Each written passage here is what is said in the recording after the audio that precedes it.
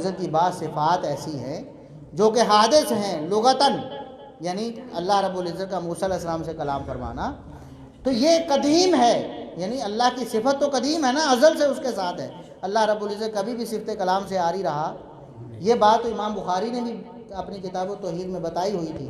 تو یہ اعتراض تو پھر امام بخاری پر بھی آتا ہے کہ نعوذ باللہ ان کا بھی عقیدہ کفریہ شرکیہ، اس بات کو بھی نہیں سمجھ سکے اور اعتراض کر دیا شیخ الاسلام ابن تیمیہ رحمۃ اللہ علیہ۔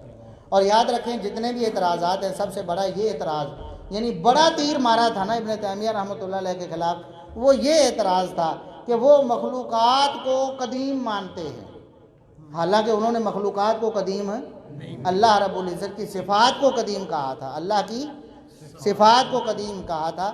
اللہ رب العزت اپنی صفات کے ساتھ ہی قدیم ہے، جب سے اللہ ہے اس وقت سے اس کی، اللہ ہمیشہ سے ہے اس کی صفات بھی ہمیشہ سے، ازل سے ہے اس کی صفات بھی، بس اتنی سی بات تھی۔ اب جس بندے کو یہ بات بھی سمجھ نہیں آتی ہے، اب وہ کہتا ہے جی یہ کتابیں جو ہیں یہ پڑھی نہیں ہوئی ہیں، میں نے پڑھی ہوئی ہے، تو بھائی ان پڑھی ہوئی کتابوں میں سے صحیح بخاری بھی تو ہے نا۔ اگر آپ نے کتاب التوحید پڑھی ہوتی تو امام بخاری نے یہ بتایا ہوا ہے کہ اللہ رب العزت کی صفات کے لیے جو لفظ حدث کا لفظ استعمال ہوتا ہے وہ مخلوق والا حدث نہیں ہے، تو بات ختم ہو جانی تھی۔ لیکن یہ جہالت کی پیداوار ہے جو لوگ، اور میں تو کہا کرتا ہوں کہ دیکھیں ایک بندہ، جس بندے نے ایک علم 20 سال پڑھا ہے، 20 سال زندگی کا ایک حصہ نا، 20 سال وہ علم حاصل کرتا رہا، تو اگر وہ کسی قابل ہو تو جو علم اس نے 20 سال حاصل کیا ہے اس میں کوئی تیر مارے نا، بات سمجھے گی؟ ایک بندے نے میڈیکل کے شعبے میں 20 سال لگائے، اور سمجھیے میڈیکل کے شعبے میں 20 سال لگائے، اب کیا کارنامہ کو دنیا کے لیے کرے گا؟ وہ کوئی دوائی ایجاد کرے، کوئی علاج کا طریقہ بنائے گا نا، یہ فائدہ ہے نا۔ اچھا وہ کہتا نہیں 20 سال تو میں نے میڈیکل میں لگائے ہیں لیکن میں آپ کو پل بنانے کا طریقہ بتاتا ہوں، ان کو ہے دماغ تیرا ٹھیک ہے، 20 سال جڑے کام لائے ان تے تیرے کو کچھ ہویا نہیں تو پل بنانا آ گیا تو 20 سال جس بندے نے انجینئرنگ میں لگائے ہیں، انجینئر بنتا رہا ہے نا، اور انجینئرنگ بھی مطلب ایٹامک انرجی سے متعلق، اسے چاہیے تھا نا کہ دنیا کو کوئی ایٹمی حوالے سے، توانائی کے حوالے سے کوئی فائدہ دیتا، ملک میں بجلی کا بحران ہے ختم کر دیتا، کوئی طریقہ بتاتا ہے ایسا۔ 20 سال جو کرتا رہا اس بارے میں ایک لفظ نہیں، کوئی ایسا ریسرچ آرٹیکل جو پوری دنیا نے پڑھا ہو کہ ایک انجینئر صاحب پاکستان میں پیدا ہوئے اور پاکستان سے تعلیم حاصل کی، پوری دنیا کو حیران کر دیا، ایسی ریسرچ پیش کی، کوئی ایسی بات ہے نہیں۔ اچھا 20 سال یعنی ساری زندگی جس میں لگائی اس میں کوئی نوال نہیں کھوئی، ان سے کوئی نوال نہیں کھوئی، تو ٹانگ اڑا رہے ہیں قرآن میں، حدیث میں، ابن تیمیہ، اندازہ کریں۔ اچھا جن لوگوں کی ساری زندگی 50 سال گزر گئے، ایسے بھی ہمارے شیوخ الحدیث گزرے ہیں کہ 50 سال تو انہوں نے صرف صحیح بخاری پڑھائی، بات سمجھ رہے ہیں کہ نہیں؟ اتنا عرصہ ایک کتاب پڑھاتے ان کو گزر گئی، 50 سال ان کو ابن تیمیہ کو پڑھتے گزر گئی، انہیں تو نہیں پتہ چلا کہ ابن تیمیہ نے ابن عمر کو بدعتی کہا نعوذ باللہ، یا ابن تیمیہ کا عقیدہ کفریہ شرکیہ ہو گیا نعوذ باللہ، یا ابن تیمیہ نے بدعت پر ثواب کا کہہ دیا نعوذ باللہ، انہیں یہ بات نظر نہیں آئی۔ کسے نظر آئی؟ جس نے ساری زندگی انجینئرنگ سیکھی اور بعد میں کہہ دیا کہ ابن تیمیہ نے یہ کہا۔ اس لیے جو بندے کا فیلڈ ہوتا ہے نا، سب سے پہلے تو اس میں کوئی تیر مارتا ہے، اس کے بعد پھر مطلب یار میڈیکل میں تو اس نے مطلب ساری حدیں عبور کر لی ہیں، اب یہ تھوڑا مطلب انجینئرنگ کی طرف بھی آ رہا ہے، کہتا ہے میڈیکل میں تو میں نے عبور حاصل کر لیا، اب میں تھوڑا انجینئر بھی بن جاؤں۔ چلو اس کے بعد وہ کہتا ہے چلو میں انجینئر مکمل بن گیا ایک بندہ، چلو میں تھوڑا سا ڈاکٹری کی طرف توجہ دے دوں۔ جب اپنا ہی فیلڈ مکمل نہیں ہے، اس میں ہی کوئی کام آپ نے نہیں کیا، تو دوسری طرف ٹانگ آپ کیسے اڑا رہے ہیں؟ اور پھر ہم نے تو مثالیں پیش کی ہوئی ہیں، قرآن کی آیت اوپر سے دیکھ کر پڑھ رہے ہیں، اوپر سے دیکھ کر غلط پڑھی جا رہے ہیں، 7 دفعہ بھی کوشش کی ہے کہ میں اس لفظ کو صحیح کر لوں، صحیح نہیں ہوا، وہ اسی طرح ویڈیو میں ریکارڈ ہے، غلط ہی پڑھ کے آگے چلے گئے۔ ایک آیت کا ترجمہ اوپر دیکھ کے بھی صحیح نہیں کر سکتا جو بندہ، ایک حدیث کا ترجمہ کر دیں، ہم تو کہتے ہیں قرآن کریم کا ایک رکوع اوپر سے دیکھ کے ہمیں پڑھ کے سنا دیں، ہم بتائیں گے انجینئر صاحب یہ رکوع ہے آپ پڑھ کے سنا دیں، ہم ان کے ہاتھ پہ بیعت کرتے ہیں اگر بغیر غلطی کے وہ رکوع اوپر دیکھ کے پڑھ لیں، اب ایسا شخص اگر کہے کہ ابن تیمیہ کو سمجھنا کوئی آسان بات ہے، ابن تیمیہ کو سمجھنے چلے ہیں، وہ کہتے جی ابن تیمیہ اگر آج زندہ ہوتا نا تو میں انٹرنیشنل عدالت میں اس کے خلاف مقدمہ کرتا۔ اچھا کیوں جی؟ ابن تیمیہ نے کہا کہ گستاخ رسول کی سزا قتل ہے۔ ابن تیمیہ نے کیا جرم کیا؟ کتاب لکھی کہ گستاخ رسول کی سزا کیا ہے؟ قتل ہے۔ اس پر اتنا غصہ ہے کہ ابن تیمیہ اگر آج زندہ ہوتا تو میں اس کے خلاف انٹرنیشنل عدالت میں مقدمہ کرتا۔ تو میں نے کہا کہ مرزا صاحب جو موقف ابن تیمیہ کا ہے ہو بہو وہی موقف ہمارا ہے، فرق تو نہیں نا کوئی۔ اب ابن تیمیہ پر تو آپ مقدمہ نہیں کر سکتے کیونکہ وہ زندہ نہیں ہے، ہمارے اوپر تو کر سکتے ہیں کہ نہیں؟ جس پر کر سکتے ہیں اس پر تو نہیں کرتے ہیں۔ ہم نے کہا انٹرنیشنل کو چھوڑو، آپ کسی لوکل عدالت میں ہمیں لے آؤ، دنیا کو پتہ تو چلے کہ آپ میں کیا اہلیت ہے، کیا قابلیت ہے، اور کس بنیاد پر آپ ابن تیمیہ رحمۃ اللہ علیہ کے خلاف بولتے ہیں۔ چلو گستاخ رسول کی سزا پر ہی ہم آپ کے ساتھ عدالت میں بات کر لیتے ہیں، آپ ہمارے خلاف کیس کرو کہ ان کا موقع بالکل غلط ہے، ابن تیمیہ والا ہے، اور میں اس کے خلاف دلائل دینا چاہتا ہوں۔ چلو عدالت کو بھی پتہ چلے، دنیا کو پتہ چلے کہ آپ کے پاس کتنے دلائل ہیں۔ بات وہ کرتے ہیں جو ہو نہیں سکتی۔ اچھا ڈاکٹر ذاکر نائک صاحب کو چیلنج دیتے، ڈاکٹر ذاکر نائک صاحب میرے ساتھ مناظرہ کرتے، سنا تھا آپ نے کہ نہیں؟ اچھا ڈاکٹر ذاکر، انہیں پتہ ہے ڈاکٹر ذاکر نے پہلے تو انڈیا میں تھے، اب انڈیا میں تو نہ تو وہ پاکستان آ سکتے ہیں، حالات کشیدہ رہتے ہیں، نہ انہوں نے انڈیا جانا۔ اب اس کے بعد کیا ہوا کہ وہ آ گئے ملیشیا میں، کبھی دبئی میں، کبھی، اب پھر انہوں نے کہہ دیا کہ نہیں میں نے کبھی بھی ملک سے باہر جا کر کوئی نہ کوئی بات کرنی ہے، نہ کوئی درس دینا ہے۔ یہ بات بھی آن دی ریکارڈ ہے۔ یہ کیوں کہیں بھلا؟ کوئی کہہ سکتا ہے چلو ڈاکٹر ذاکر نائک صاحب آپ باہر آ گئے انڈیا سے تو آپ دبئی میں آ کے بات کر لو۔ اچھا اب ڈاکٹر ذاکر نائک صاحب کو چیلنج دے رہا، ہم ادھر بیٹھے ہیں، ہم ان کے گھر جانے کو تیار ہیں، ہم کہتے ہیں آپ کی اکیڈمی میں ہم آ جاتے ہیں، اور آگے سے بہانہ کہ مولوی لڑتے بڑے رہے۔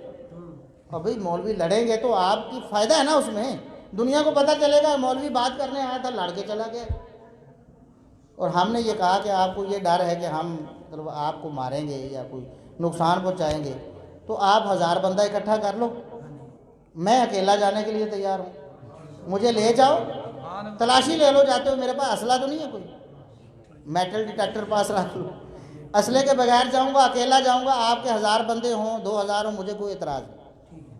اس کے بعد آپ سمجھے کہ نہیں بات کرتے ہوئے میں پھر لڑ پڑوں گا، تو آپ اس طرح کریں کہ 1 گھنٹہ مجھ سے سوال کرتے رہے، اور سمجھے، اور جواب جب بندے کو نہیں آتا تب لڑتا ہے نا۔ ہم سوال نہیں کرتے، آپ سے کچھ نہیں پوچھتے، آپ 1 گھنٹہ مسلسل سوال کرتے رہے، میں جواب دیتا رہوں، اور اگر آپ دیکھیں کہ 1 گھنٹے میں بندہ ہائپر نہیں ہوا، جبکہ ساری مطلب کنٹرول آپ کے پاس ہے، سوال آپ کریں، کوئی ذاتی سوال کرے، علمی سوال جس طرح کرنا کریں، اگر 1 گھنٹہ میں نہ لڑوں تو پھر آپ میرے ساتھ ٹیبل ٹاک شروع کر دیں، آپ بھی نہیں آئیں گے اس بات پہ۔ پھر لوگ کہتے ہیں جی آپ بات کیوں نہیں کرتے؟ ہم نے کہا کہ ہم آپ کو انعام دیتے ہیں، 1 لاکھ روپیہ تھا، پھر 2 ہوا، اب 10-12 لاکھ تک پہنچ گیا کہ جو بندہ مرزا صاحب کو تیار کرے گا 1 گھنٹے کی ٹیبل ٹاک کے لیے، اس بندے کو ہم 10-12 لاکھ روپیہ دینے کے لیے تیار ہیں، ٹھیک ہے، کہ وہ صرف ہمیں ادھر لے جائے یا انہیں ادھر لے آئے، بات چیت کا بندوبست کر دے، اس سے زیادہ ہم کیا کر سکتے ہیں؟ انہوں نے آگے سے کہا کہ تسی جنہیں مرضی رکھو نا، اسی نہیں گل کریں۔ انٹرنیشنل فالوور لے کے ہو۔ اچھا اب وہ پہلے کہتے تھے جی میرے تو اتنے زیادہ فالوور ہیں، وہ بندہ بات کرنے کے لیے آئے کم از کم جس کے لاکھوں فالوور ہوں۔ ہم نے کہا کہ کچھ عرصے میں یہ بھی آپ کی شرط پوری ہو جائے گی، سمجھ آئی کہ نہیں؟ ہو جائے گی، لیکن انہوں نے بات نہیں کرنی، اصل بات یہ ہے۔ جی رسول اللہ صلی اللہ علیہ وسلم نے فرمایا میری ازواج میں سے ایک پر حوب کے کتے بھونکیں گے، وضاحت فرمائیں۔ قیس بن حازم تابعی ہیں۔ یہ جو روایت ہے نا حوب کے مقام پر کتے بھونکنے والی، یہ روایت ضعیف ہے، ثابت نہیں ہے۔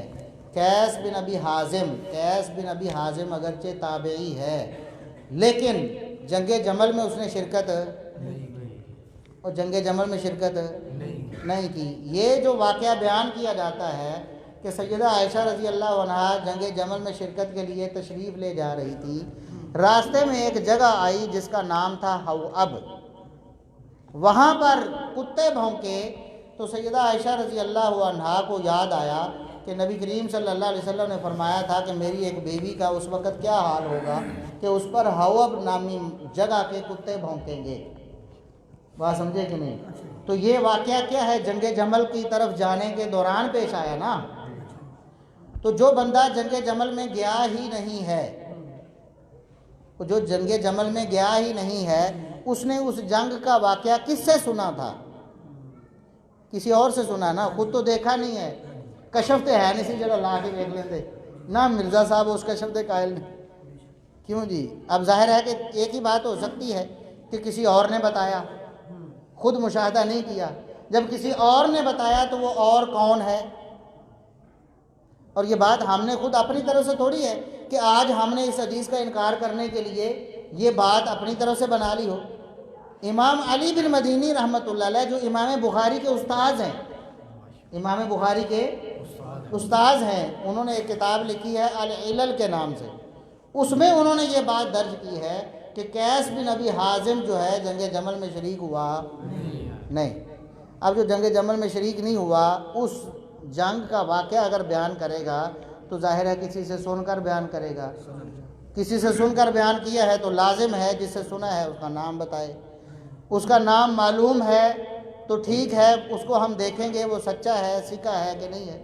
سکہ ہے تو اس کی بات کا ہم اعتبار کر لیں گے، بھئی یہ اس جنگ میں شریک تھا اور سچا تھا، اس نے قیس بن ابی حازم کو یہ بات بتا دی، جبکہ ہمیں معلوم ہی نہیں کس نے بتائی.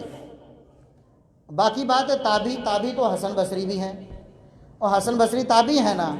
مرزا صاحب کہتے ہیں کہ حسن بصری کی آن والی روایت جو جھوٹی روایت ہے، کہتے ہیں یہ جھوٹ ہے. کیوں؟ حسن بصری نے ان کے ساتھ بیان کی ہے، وہ مدلس ہے اور ان کے ساتھ بیان کرتے ہیں. حسن بصری بھی تو تابعی ہے، دوسرے بھی تابعین ہیں. تو تابعی جب ایسی بات بیان کر رہا ہے جس کا مشاہدہ خود اس نے نہیں کیا تو لازم ہے کہ اس کا نام بتائے کس سے سنا ہے. اگر نہیں بتایا تو اس کا مطلب ہے روایت منقطع ہے. روایت کیا ہے؟ ہم کہتے ہیں کہ حوب نامی مقام پر تو سیدہ عائشہ پر کتے نہیں بھونکے، لیکن بعد میں بھونکتے ہیں. لیکن بعد میں آج بھی کتے سمجھ آئی کہ حوب نامی مقام پر کتے بھونکنے والی روایت تو، لیکن اے تے اسی اکھی ویکھے کنی سنے نے کتے بھونک دے.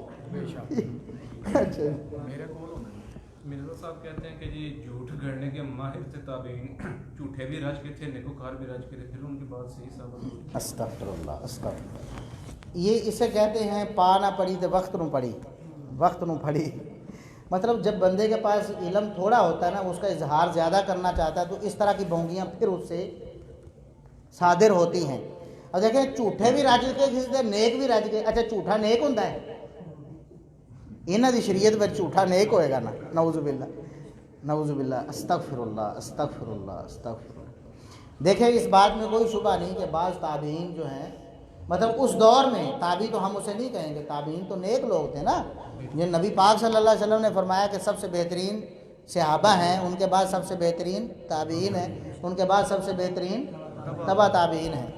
اب وہ اس زمانے میں تو ہیں، لیکن تابعین کی جو ایک کیٹیگری ہے جو نبی پاک صلی اللہ علیہ وسلم کی زبانی جن کو بہترین ہونے کی گواہی ملی، اس میں وہ شامل ہے نہیں ہیں.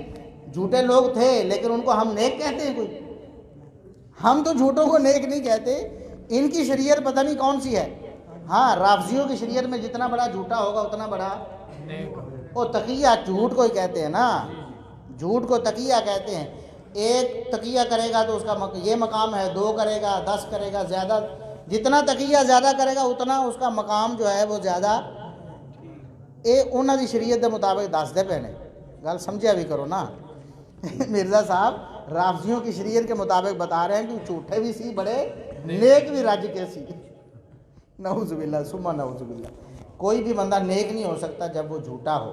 ٹھیک ہے، جھوٹا بندہ نیک نہیں ہو سکتا. تو تابعین تو وہی ہیں جن کو نبی پاک صلی اللہ علیہ وسلم نے صحابہ کے بعد سب سے بہترین قرار دیا ہے. وہ سارے سچے تھے اللہ کے فضل و کرم سے. ہاں اس دور میں جھوٹا کوئی تھا، جس طرح جابر جو بھی ہے اسی دور میں تھا، تابعین کے دور میں، لیکن جھوٹا تھا تو ہم اس کی روایت کو مانتے. اسی انہوں نیک بھی نہیں آتے.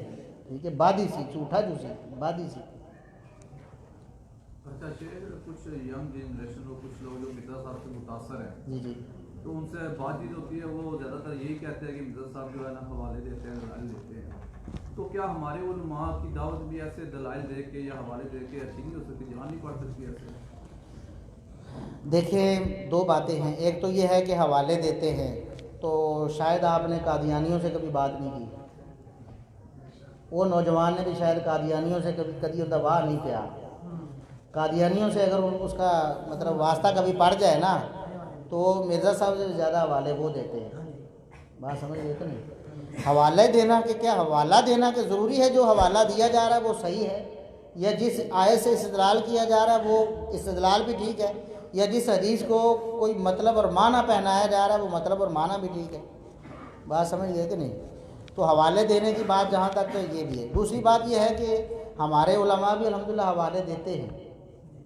اصل میں عموماً ہوتا یہ تھا کہ ابھی تک لوگ کم پڑھے لکھے ہوتے ہیں، مثلا مسجد میں آپ دیکھیں تو اس میں سے چند ایک لوگ ہیں جو ویل ایجوکیٹڈ جنہیں کہتے ہیں، باقی سادے لوگ نے کوئی ریڑھی والا چھاجا ماجا بیچارہ، ٹھیک ہے، کوئی چاچا لسی والا ہے، کوئی کس طرح ہے، ہوں انہوں نے آخر جی بخاری اتنے نمبر حدیث ہے، انہوں نے کی مطلب لگے اس گل کا، بات سمجھ رہے کہ نہیں؟ ان کو سادہ سی دعوت چاہیے۔ ہاں جو لوگ سوشل میڈیا پہ کام کرنا چاہتے ہیں آج کل پڑھے لکھے جہاں ان کے مخاطب ان کو چاہیے کہ وہ ان چیزوں کا اہتمام کریں۔ اب دیکھیں کبھی کبھی میں بھی مطلب حوالے سند بھی پڑھ دیتا ہوں، حدیث کا نمبر بھی بتا دیتا ہوں، اور کبھی ویسے ہی آگے گزر جاتا ہوں جب سمجھتا ہوں کہ ضروری نہیں۔ اور جب ہم مثال کے طور پر اپنے اسٹوڈیو میں کوئی مطلب ویڈیو ریکارڈ کرواتے ہیں جو صرف سوشل میڈیا پہ عام طور پر پڑھے لکھے لوگوں کے لیے ہوتی ہے تو اس میں ہم پھر سارے حوالے دیتے ہیں، بلکہ اوریجنل سکین بھی دکھاتے ہیں۔ ہم تو مرزا صاحب سے بھی آگے 2 قدم جا کے، ان کو تو پتہ ہی نہیں، ان کتابوں کا نام بھی نہیں انہیں پڑھنا آتا، عربی کا ایک لفظ بھی پڑھنا نہیں آتا، ہم اصل عربی کتاب کا سکین جسے وہ کہتے ہیں نا انٹرنیشنل نمبرنگ جو ہے وہ ہم اللہ کے فضل سے اصل میں پیش کرتے ہیں، اور 4K کوالٹی میں HD فل HD اس کے بعد 4K میں ہم اسے پیش کرتے ہیں، یعنی کہ بہت اعلیٰ کوالٹی میں آپ اس حوالے کو بخوبی پڑھ بھی سکتے ہیں، دیکھ بھی سکتے ہیں۔ تو یہ بات نہیں ہے، ہمارے علماء چونکہ عام طور پر سوشل میڈیا سے پہلے دور رہے ہیں، تو مسجد میں درس دینا ہے یا صبح کی نماز کے بعد درس دینا ہے تو اس میں یہ ضرورت نہیں کہ حوالہ مطلب پڑھ کر اس کا نمبر بتایا جائے۔ ہاں سوشل میڈیا پہ جب ہمارے علماء آئے ہیں، مطلب ڈاکٹر ذاکر نائک صاحب ہیں تو وہ بھی دیکھیں، آیت کا نمبر بھی بتاتے ہیں، اس طرح اور بھی کئی علماء ہیں وہ بتاتے ہیں۔ ہم بھی اللہ کے فضل و کرم سے جب سوشل میڈیا پہ بیٹھتے ہیں تو پھر نمبر بھی بتاتے ہیں، سارا کچھ کرتے ہیں۔ تو باقی یہ ہے کہ اب چونکہ دور بدل رہا ہے، لوگ زیادہ پڑھے لکھے ہیں، یا ہمارا واسطہ ان لوگوں سے ہے، ان پڑھے لکھوں سے جن کو بعض لوگوں نے وسوسوں میں مبتلا کر دیا ہے، تو ایسے لوگ ہونے چاہیے جو اس طرح مطلب بتاتے۔ اب دیکھیں نا مرزا صاحب کہتے ہیں کہ ان کے جو شیخ الاسلام ہے وہ کون ہے؟ شیخ الاسلام ہے نا، اچھا 10 حرام ہے بھی آج تک کسی حدیث کا نمبر 10 ہے شیخ الاسلام، بس سمجھے کہ نہیں؟ اچھا نمبر بتائے بغیر وہ شیخ الاسلام بن گئے۔ اس سے پہلے جو شیخ الاسلام کیسے بنے ہیں، وہ مودودی صاحب کی خلاف تو ملوکیت پڑھ گئی۔ اچھا مودودی صاحب کی خلاف تو ملوکیت میں کسی ایک حدیث کا نمبر دکھا دیں ہمیں، کسی ایک حدیث کا بھی نمبر دیا ہو، کوئی بھی نہیں، زیادہ سے زیادہ کسی کتاب کا جلد صفحہ لکھ دیا ہے، نمبر تو کوئی بھی نہیں دیا، انٹرنیشنل نمبر تو دور کی بات ہے۔ تو اپنے اپنے دور کی بات کی۔ ہاں اس دور میں ایسا ہونا چاہیے کہ ہمارے جو لوگ سوشل میڈیا پہ کام کرنا چاہتے ہیں وہ ان چیزوں کا اہتمام کریں، اسی لیے آپ سے میں نے بات کی ہے نا۔ تو الحمدللہ ہم کر رہے ہیں، اور انشاءاللہ آگے خود ہی ہو جائے گا، جب دور کا تقاضا بنتا ہے نا تو انشاءاللہ کوئی نہ کوئی۔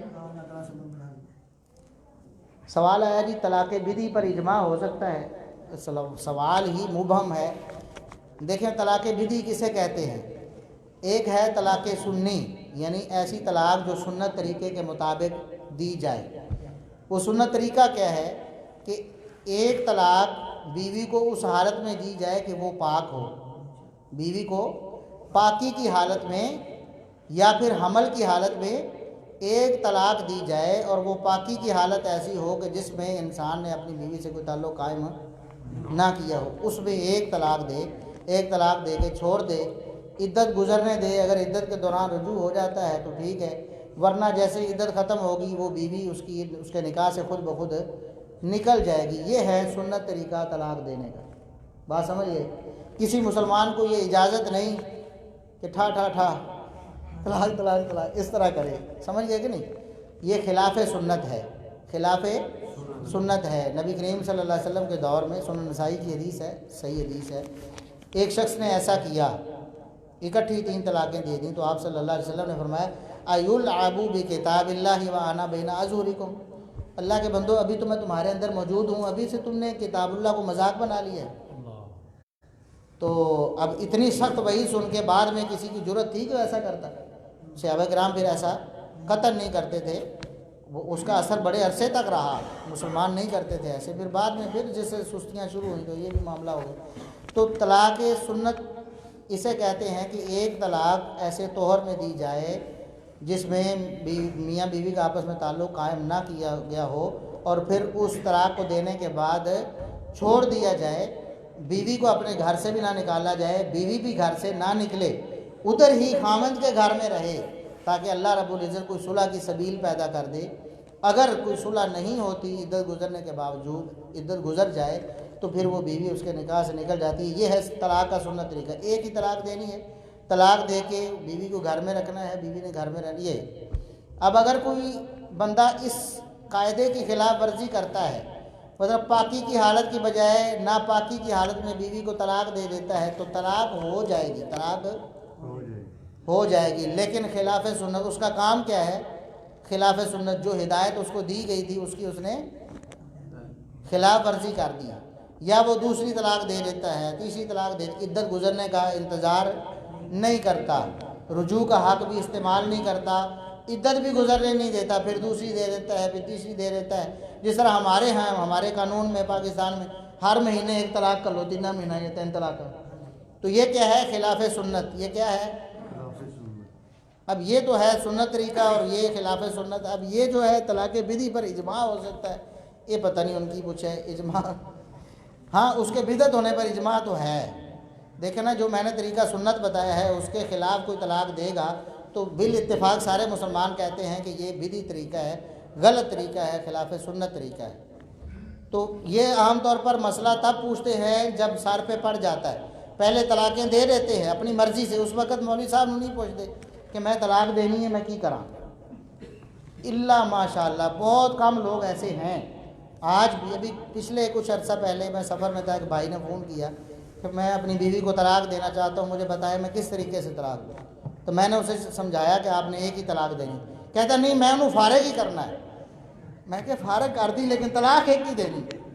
एक तलाक़ दें, एक तलाक़ देने के बाद छोड़ दें, अपने पास घर में रखें, वो आपके घर में रहे। अगर वो जाती अपनी मर्ज़ी से तो चली जाए, आपने उसको घर से नहीं निकालना, और इद्दत ख़त्म होने से पहले दूसरी तलाक़ भी नहीं देनी, बस एक तलाक़ दे के छोड़ दें। अब वो बार बार इसरार कर रहा था, उसका इशारा ये था कि लोग बाद में बरादरी वाले मुझे मजबूर करेंगे कि रुजू का हक़ है, इस्तेमाल करो। तो मैंने कहा आपने रुजू नहीं करना तो ना करो, लेकिन आपने तलाक़ एक ही देनी। ये है सुन्नत तरीका। तो इल्ला माशाअल्लाह, वरना तो जब दे देते हैं फिर पूछते हैं उन्हें हाल कर दो कोई। भाई तलाक़ देने से पहले पूछना चाहिए कि मैंने तलाक़ देनी है, मुझे क्या करना चाहिए। फिर आपको ऐसा तरीका सुन्नत के मुताबिक बताया जाएगा कि बाद की परेशानी से आप बच जाए, बाद में आपको परेशानी नहीं होगी। मिसाल के तौर पर आपने रुजू नहीं किया, इद्दत ख़त्म होगी, बीवी आपके निकाह से निकल गई, बाद में आपको एहसास हुआ बच्चों का क्या बनेगा, ख़ानदानों का क्या बनेगा, मैंने गलती की है, तो अल्लाह ने फिर भी रुख्सत रखी हुई है, उससे नया निकाह कर लो उससे। लेकिन 3 तलाक़ दें तो बाद फिर नहीं हो सकता ना। तो इसलिए ये रुख्सतें जो अल्लाह ताला ने दी हैं उनको इस्तेमाल करना, ये इंसानों की भलाई के लिए दी है। क्या हम दोस्त अहबाब जो सूदी कारोबार कर रहे हैं उनके साथ खाना खा सकते हैं? 2 सूरतें हैं। अगर तो वो दोस्त अहबाब ऐसे हैं कि आपके कता ताल्लुक़ी करने से वो सूद खाने से बाज आ जाएंगे, आपके नाराज़ होने से वो सूद के काम से रुक जाएंगे, तब आपको लाजमी ये करना चाहिए कि उनसे बाइकाट कर दें कि मेरा और तुम्हारा बाइकाट है जब तक तुम सूद को छोड़ नहीं देते। समझ गए कि नहीं? अपने जो होते हैं, अपने ख़ास होते हैं, जिनके बारे में आपको पता है कि मेरी नाराज़गी बर्दाश्त नहीं कर पाएंगे, अपने काम से बाज आ जाएंगे, उनसे लाजमी बाइकाट करें, لیکن ایسے لوگ جن کے بارے میں آپ کو پتہ ہے کہ میں ناراض ہوا تو انہوں نے شکر کرنا ہے بھی اے مولوی جان چھڈ گئی ساڈا مولوی نے جان چھڈی ساڈی کن کھادی رکھدا کہ بھی اے کام غلط ہے اے کام غلط ہے جان چھٹی پہلے تو کچھ نہ کچھ شرم کریں گے حیا کریں گے آپ کی وجہ سے آپ اس سے دور ہو جائیں گے تو وہ بالکل ہی دین سے دور ہو جائیں گے نبی کریم صلی اللہ علیہ وسلم ناراض ہوئے ہیں آپ نے بھی بائیکاٹ کیا ہے لیکن کن کا اپنوں کا جو خاص جانثار صحابہ تھے وہ کعب بن مالک رضی اللہ عنہ سے 50 دن تقریباً ناراض رہے نا اپنا تھا کدی ابو جہل نال بھی منہ وٹیا بھی جا تم گل نہیں مانتا میں تیرے ناراض نہیں دعوت دی ان کو تو یہودیوں کے ہاں دعوت یہودی اس دور کے سب سے بڑے سودی تھے ساری سودی معیشت جی میں ہون امریکہ والے نا امریکہ کے پاس ہے نا ساری سودی معیشت وہ کنٹرول کر رہا ہے وہاں کے یہودی کنٹرول کر رہے ہیں نا اس دور میں بھی یہودی ہر دور میں یہودی سودی تھے تو اس دور میں سارا سود جو ہے وہ اس پر اجارہ داری کن کی تھی یہودیوں کی نبی کریم صلی اللہ علیہ وسلم ان کی دعوت بھی قبول کر رہتے تھے آپ کو پتہ نا خیبر کے موقع پر ایک یہودیہ عورت نے نبی پاک صلی اللہ علیہ وسلم کی دعوت کی تھی اور بکری کے گوشت میں زہر ملا کر دیا تھا جس میں آپ صلی اللہ علیہ وسلم بچ تو گئے تھے وہی آ گئی تھی لیکن جو لقمہ آپ نے منہ میں ڈالا تھا بعد میں پھینک بھی دیا تھا لیکن اس کا اثر بھی بعد میں آپ صلی اللہ علیہ وسلم کو محسوس ہوتا تھا خصوصاً آخری وقت پہ آپ فرما رہے تھے کہ میری رگیں جو ہیں اس زہر کی وجہ سے کٹ رہی ہیں تو یہودیوں کی بھی دعوت آپ صلی اللہ علیہ وسلم نے رد کی سودی ہونے کے باوجود سودی وہ تو مسلمان بھی نہیں سی یہودی سی نا نال سودی بھی سی اگر کوئی مسلمان آپ کا رشتہ دار ہے اور آپ سمجھتے ہیں کہ میں جو خیر کی دعوت انہیں دے رہا ہوں یہ بھی رک جائے گی اور وہ دین سے اور زیادہ دور ہو جائیں گے تو پھر آپ کو بائیکاٹ نہیں کرنا چاہیے اور اگر آپ کو پتہ ہے کہ میری ناراضگی یہ برداشت نہیں کریں گے تو تب آپ کے لیے بائیکاٹ کرنا ضروری ہے جب تک وہ سود نہ چھوڑ دیں آپ ان سے بائیکاٹ جاری رکھیں تاکہ وہ اپنے اس عمل سے باز آ جائیں ایک سوال ہے کہ نبی پاک صلی اللہ علیہ وسلم جدو فوت ہوئے اصلی عمر کیسی نبی کریم صلی اللہ علیہ وسلم جب فوت ہوئے ہیں سیدنا حسن رضی اللہ عنہ کی عمر 5 سے 6 سال کے درمیان کی راجع قول کے مطابق 5 سے 6 سال کی عمر تھی سیدنا حسین رضی اللہ عنہ ان سے 1 سال چھوٹے تھے اسی لیے تو بعض لوگ جو ہیں وہ سیدنا حسن و حسین رضی اللہ عنہما کی صحابیت کا انکار کرتے ہیں 4-5 سال کے بچے کو کہڑی صحابیت حاصل ہوئی حالانکہ صحیح بخاری میں امام بخاری رحمۃ اللہ علیہ نے ایک حدیث ذکر کی ہے کہ ایک صحابی نبی کریم صلی اللہ علیہ وسلم سے ایک حدیث بیان کرتے ہیں جب انہوں نے نبی کریم صلی اللہ علیہ وسلم کو وہ کام کرتے دیکھا جو انہوں نے بعد میں بیان کیا دیکھیے ایک ہے حدیث کو دیکھنا سننا یاد کرنا اور ایک ہے بیان کرنا بیان کرنے کے لیے بلوغت ضروری ہے بیان کرنے کے لیے بالغ ہونا ضروری ہے لیکن حدیث سننے کے لیے بالغ ہونا ضروری وہ صحابی کہتے ہیں کہ میں اس وقت 4 یا 5 سال کا تھا 4 یا مجھے یاد ہے کہ نبی کریم صلی اللہ علیہ وسلم نے ایک برتن سے پانی لے کر منہ میں پانی ڈال کر میرے چہرے پہ پھینکا تھا تو مجھے وہ یاد ہے وہ جو چھٹے نبی پاک صلی اللہ علیہ وسلم نے مارے تھے مجھے آج بھی یاد ہے تو امام بخاری رحمۃ اللہ علیہ نے یہ ثابت کیا ہے کہ اتنی چھوٹی عمر میں بھی حدیث کوئی سن لے تو بعد میں بڑا ہو کر آگے بیان کر سکتا ہے اس کی بات معتبر ہوگی یہ تو وہ صحابی ہیں جنہوں نے نبی پاک صلی اللہ علیہ وسلم کو کبھی دیکھا تھا نا تو جو حسن و حسین رضی اللہ عنہما نبی پاک صلی اللہ علیہ وسلم کی گود میں کھیلا کرتے تھے جو آپ صلی اللہ علیہ وسلم کے کندھے پہ سوار ہوا کرتے تھے جو آپ صلی اللہ علیہ وسلم اٹھا کر نمازیں پڑھا کرتے تھے جن نوازیوں کو ان کے بارے میں کیا خیال ہے کہ وہ نبی پاک صلی اللہ علیہ وسلم کی باتوں کو یاد نہیں کرتے اور یہ سیدنا حسن رضی اللہ عنہ نے بیان کی ہے وطروں میں جو دعا پڑھتے ہیں اللہم اہدنی فیمن ہدیت یہ دعا کس نے بتائی ہمیں سیدنا حسن رضی اللہ عنہ چلو یہ بات بھی آ گئی یہ فضیلت ہے ان کی سیدنا حسن رضی اللہ عنہ کی فضیلت ہے کہ وطروں کی دعا نبی کریم صلی اللہ علیہ وسلم سے یاد کر کے انہوں نے بتایا کہ میں نے نبی کریم صلی اللہ علیہ وسلم سے یہ دعا یاد کی ہے اللہم اہدنی فیمن ہدیت وعافنی فیمن عافیت اے ویکھ لو بھی یہ کون پڑھتے نے حسن کی دیتی ہوئی دعا کون پڑھتا ہے بس سمجھے اہل سنت اہل حدیث ہی پڑھتے ہیں نا کسی شیعہ نو سنیا جی وطراں دی دعا پڑھتا اے دعا اس واسطے اہل سنت کو اہل بیت کو حقیقی ماننے والے اگر کوئی ہیں تو اللہ کے فضل و کرم سے اہل سنت اور اہل حدیث ہیں. ہم نے سینے سے لگایا ہے حسن رضی اللہ عنہ کی بیان کردہ دعا کو جو انہوں نے نبی کریم صلی اللہ علیہ وسلم سے یاد کی. وہ کہتے ہیں حفظت من دعائے، میں نے نبی پاک صلی اللہ علیہ وسلم سے یہ دعا یاد کی. تو ہم نے حسن رضی اللہ عنہ سے وہ دعا یاد کی. ہمارے بچوں کو یاد ہے وطروں کی دعا، یہ اہل بیت کی دی ہوئی ہے، حسن رضی اللہ عنہ کی دی ہوئی ہے. اللہ تعالی ہمیں اہل بیت سے محبت کی توفیق عطا فرمائے اور ان کا دیا ہوا جو دین اور شریعت ہے اس پر بھی کما حق ہو عمل کرنے کی توفیق عطا فرمائے. وآخر دعوانا الحمدللہ رب العالمین.